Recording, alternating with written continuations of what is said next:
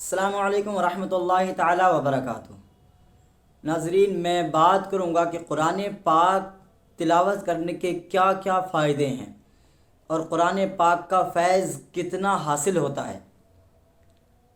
حضرت ابو ہریرہ رضی اللہ تعالیٰ عنہ سے مروی ہے، رسول اللہ صلی اللہ تعالیٰ علیہ وسلم ارشاد فرماتے ہیں کہ جس نے قرآن پاک کی ایک آیت کو توجہ کے ساتھ سنا، دھیان رکھیں توجہ کے ساتھ سنا، اس کے لیے نیکی اضافے کے ساتھ لکھی جائے گی۔ سبحان اللہ، توجہ کے ساتھ قرآن پاک سننے سے نیکی اضافے کے ساتھ لکھی جاتی ہے۔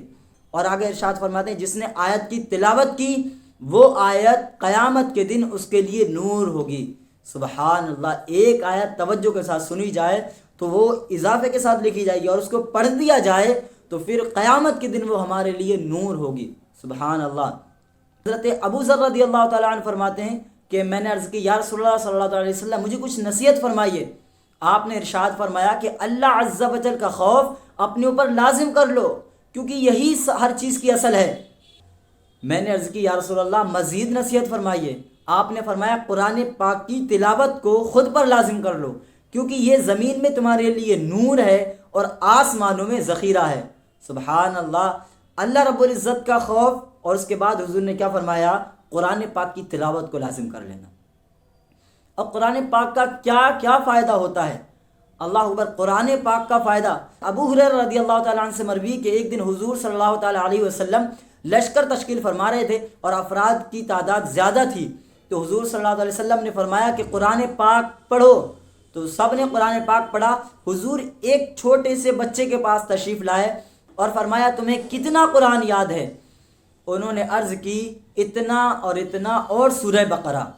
آپ نے فرمایا تمہیں سورہ بقرہ یاد ہے؟ عرض کی جی یاد ہے۔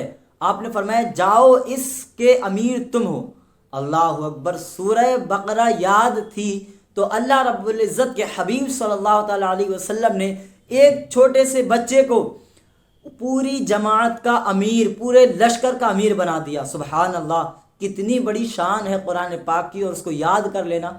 تو پھر سوچیں، جب سورہ بقرہ یاد کرنے والے کو حضور امیر بنا رہے ہیں لشکر کا، جن کے سینوں میں پورا قرآن پاک موجود ہے، تو ان کی کیا شان ہوگی؟ سلام ہے ان تمام کو جنہوں نے اپنے سینے کے اندر خدا کی کتاب کو محفوظ کر رکھا ہے۔ رسول اللہ صلی اللہ تعالیٰ علیہ وسلم ارشاد فرماتے ہیں کہ قرآن پاک پڑھنے والے مومن کی مثال اس سنگترے کی طرح ہے جس کی خوشبو بھی اچھی ہوتی ہے اور ذائقہ بھی اچھا ہوتا ہے، اور قرآن پاک نہ پڑھنے والے مومن کی مثال اس کھجور کی طرح ہے جس کی خوشبو تو نہیں ہوتی مگر ذائقہ اچھا ہوتا ہے۔